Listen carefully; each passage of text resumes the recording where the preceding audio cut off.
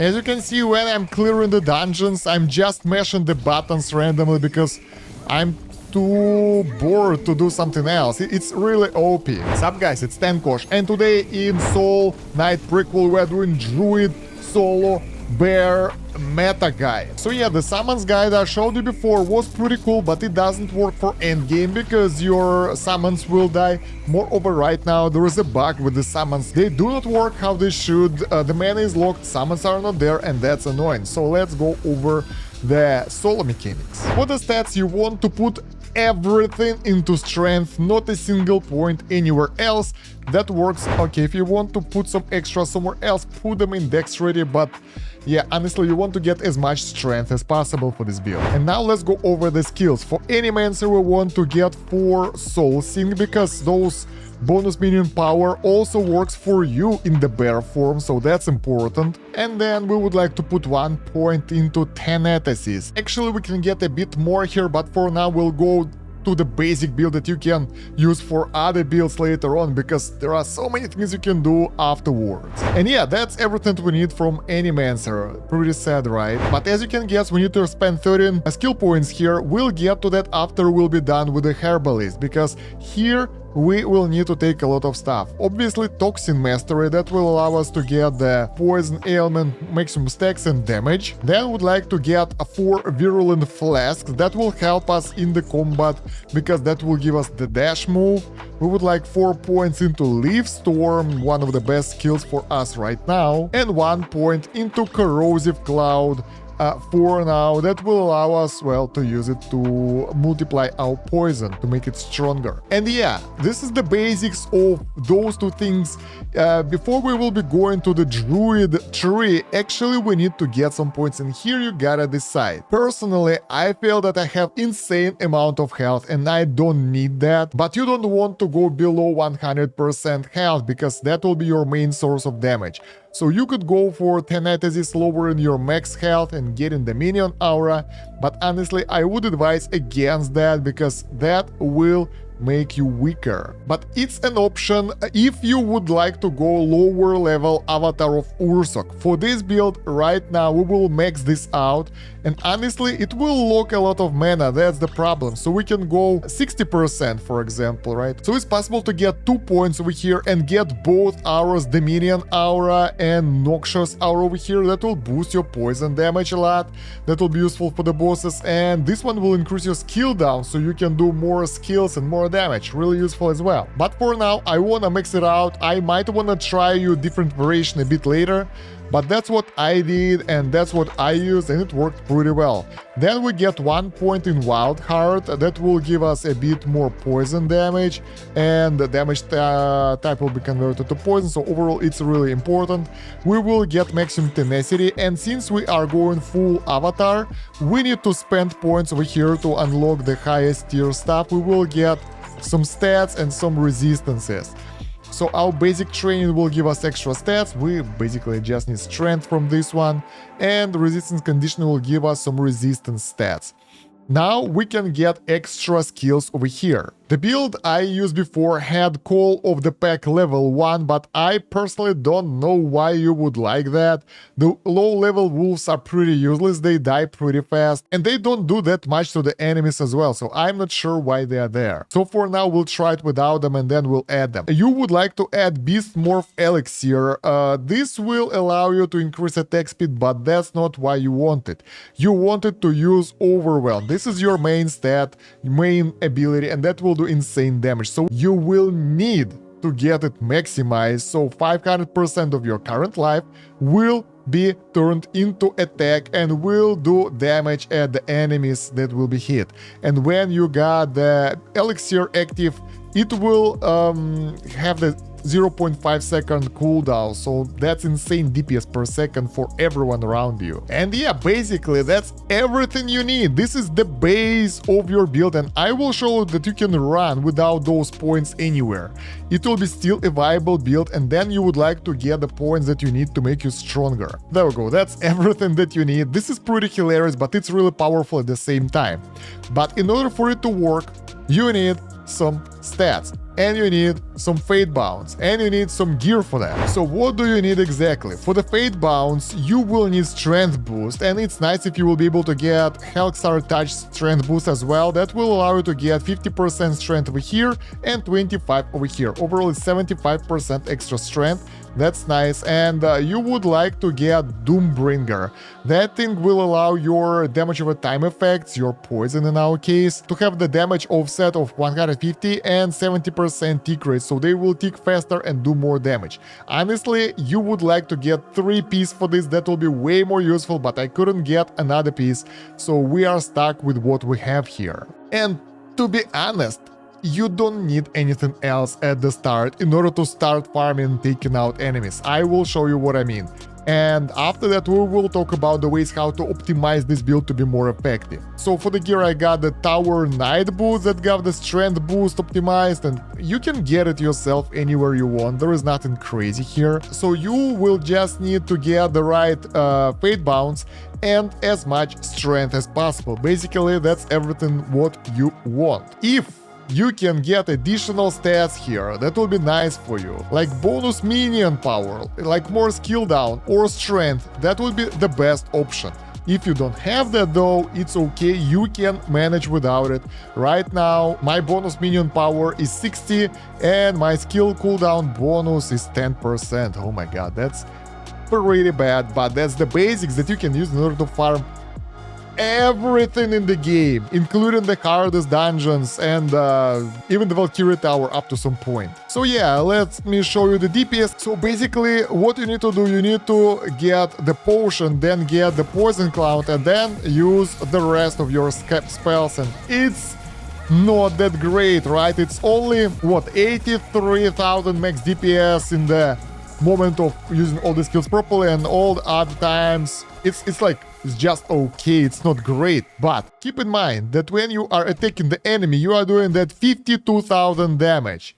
That means that it's your health multiplied by 5. So the higher your health pool, the more damage you will get with those attacks, and they can be used with any skill that you use, range skill, anything. So you can add either 50k DPS over here, because it doesn't count. As you can see, it's still 10,000, even though we got that thing going. So it should be way higher. So add like 75k, depending on the cooldown of your potion. And in order to increase the cooldown of your potion, you can upgrade it more times.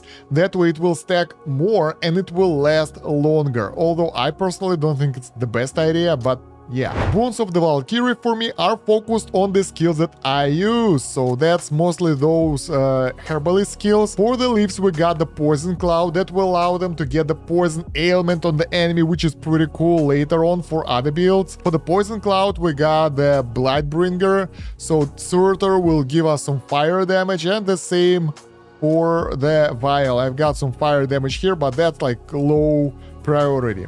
So yeah, with this skill we got 10k health, we got 2.6k strength, and take a look at that. Nobody will be able to damage us because we will recover that health. So let me show you really fast how it will go. We will just decimate everyone because we are that strong, so the enemies are just being massacred and they can't do a single thing. And that's because of your overwhelm ability. It's doing insane damage to most enemies, and that will decimate most enemies early on.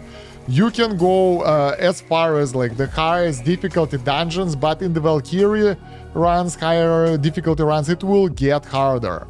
But if you just want to play casually, that will be okay for you already. The Vial skill, this one will allow you to dash towards the enemy. That's really convenient when you are trying to take out enemies faster. Bam. And other skills will allow you to do damage, so yeah, that's not a problem. As you can see, when I'm clearing the dungeons, I'm just mashing the buttons randomly because I'm too bored to do something else. It's really OP. But the problem of this build are the bosses. With the bosses, you don't have enough DPS from that skill in order to take them out fast enough. You see that health ticking?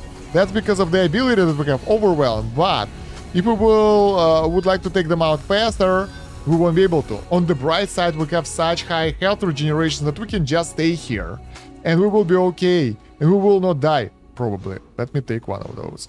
Most bosses won't be able to do enough damage to damage you well enough, so you can just fight them forever. If they don't have the health regen, you will prevail. Let me show you what I mean. If we will go to level 6 dungeon with the very powerful entities, here the corruption will stack up so fast that I actually got it to level 99 once, and I fought the boss for 20 minutes. And it wasn't great, but I won, and I've got my prize, whatever. So it was extremely cool that we've got that much survivability. So there we go, we got that elite Helxar, and as you can see, those guys are not dying that fast anymore. It takes a while. You can improve your DPS by upgrading your strength and basically health pool, but it won't do you that much good long term anyway, because those guys and Valkyrie towers will get tougher and tougher, and you want to clear it faster. So yeah, the problem is with this damage rate that we have, fighting in the corruption takes too long, and as you increase the stacks of the corruption, you get weaker, your damage goes lower, you do less damage, and the fight's getting even slower. So there we go, we got to the boss, and we already have like what, 42% debuff. It will add, and we will get even more debuffs, and right now we have minus 43% damage, and we take 43% damage from the enemy attacks. And as you can see, the enemy can't do anything, but at the same time we don't do that much damage to the enemy as well. So that's the main problem of this build without any additional adjustments. And the variation of the build that is being used by the top players in the Valkyrie tower is just like this with more survivability, so they don't add anything on top for extra damage, they just upgrade their stats more, so their overwhelm will do more damage. I want to show you something. I want to damage this guy a bit more so we could finish him off later, and wait till we get 99 stacks, and that will work, we will not die. I tried it already with several bosses on the highest difficulty run, and I was okay, so that was pretty impressive, right? Alright, so there we go, don't die please, don't die. Wait, he died. Yeah, anyway, as you saw, we didn't took that much damage, our health never went down that much, and we managed to go through the hardest dungeon in the game so far without any significant issues. Now let's go to the Valkyrie tower, and instead of going to the normal one, we will go to the hardest one. Those enemies are way tougher, and usually you might have issues there. I'm not that far into it because I didn't have enough feathers and I was doing farming for the Fatebounds, but it should show you how it will go. So yeah, the enemies are dying, no problem, you can clear them easily. And what I really like about this build that it's really mobile, so you can move from one point to another pretty fast, you don't have to stay somewhere for long, you can take a lot of beating. Oh, that's nice. So you don't have to be careful, you can just rush forward and do whatever you feel like. Again, the main problem will be that the enemies are dying behind and you won't be able to get the loot, but who cares about that much. It's perfect for clearing the areas because, as you can see, it's just massacring insane amount of enemies that are somewhere far away without even getting to them. Pretty dope. There we go, we destroyed enough enemies to open the portal without any issues. And the boss won't be a problem as well, so yeah, build as it is without any adjustments is good enough, it's just lacking some single target damage. Again, the boss isn't died instantly. That means that we need to do something about that, so he will die faster. On the bright side, even his very powerful attack isn't really killing me. Oh, wow, that was a lot of damage. Unexpected. This is the first time when I had a risk of dying in the entire game, guys. Then again, getting a bit more armor, health and everything would solve that. So yeah. So if the build is good as it is, how can we make it better? There are several things what you can do. First of all, you need to get the items, the gear, with the secondary stats that will add cooldown reduction so you can use skills more often, and strength and summon strength. I mean, bonus minion power. That thing will help you a lot. Then, even in our case, we have a lot of skill points unassigned, so you can assign them wherever you feel like. For example, you can get Master of Potions that will increase your poison damage and movement speed already, because you will be drinking that potion here anyway. You can try getting Invasive Growth as well. Those tentacles will help you to... Those tentacle vines will allow you to apply poison on the enemies that will do a bit more DPS, but the problem is they are the summons. They are pretty tough ones and you can use them in the bear form as well, but yeah, they still can be killed and they will be killed on the higher difficulties. Call of the Pack is good as well if you can keep the wolves up at level 3 and higher. Those wolves will give you 15% attack speed, I think, and 20% attack bonus when they howl, but it's not like 100% uptime, so, you know, it's nice.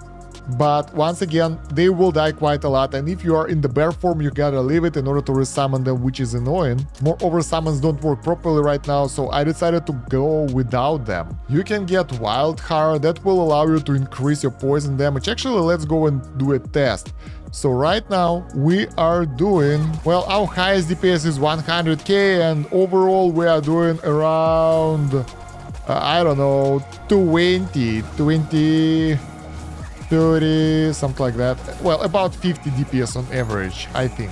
Somewhere around that. Now let's add a bit more of Wild Heart to get more poison damage. I'm not sure if we need Beast Morph Elixir. Level 2 will help, so we will get more stacks. But the duration goes lower. That's annoying. And just by adding those several points, we got our highest damage to 210 already.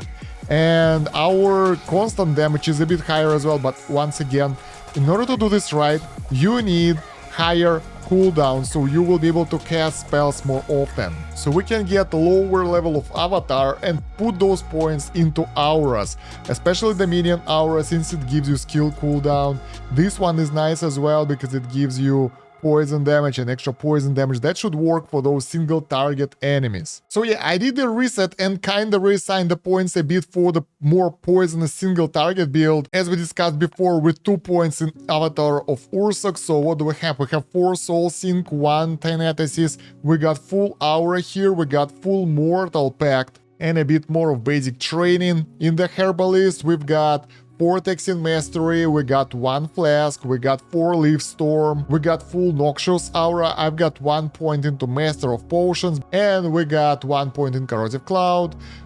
We got 6 points left over that you can assign anywhere. Here for the Druid, we got Maximum Wild Heart, level 2 Avatar of Ursak, 2 Tenacity for some extra life regen and strength bonuses when we're attacked, 1 Beast Morph Elixir, and 4 Overwhelm. So what does it give us?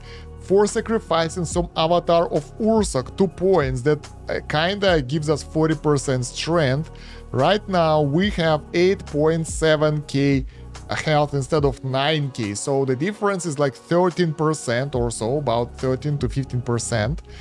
And I wouldn't say that's that significant, because we are getting way more things here for auras and everything.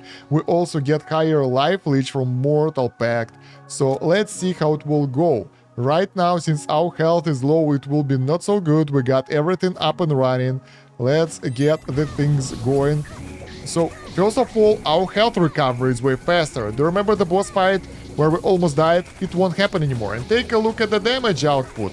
We have, what, 787k right now without the proper gear. So I think this build would be way better. I'll actually go and test it right now after I show it to you. So yeah, it's way more DPS. I will show you more details on this build in the next video, I guess, because this one will be too long. But basically, a Doombringer is a must. There are some other adjustments that you can do to make it better. But overall, that should do more damage to the bosses. Let's try to find one. So there we go, we got the Malum right here, and it's dying not that much faster, but a bit faster. For this build, you probably need way more skill cooldown. so your skills will not be on the cooldown. We got some multiple bosses right here, and take a look. Health is permanent, we are not losing it.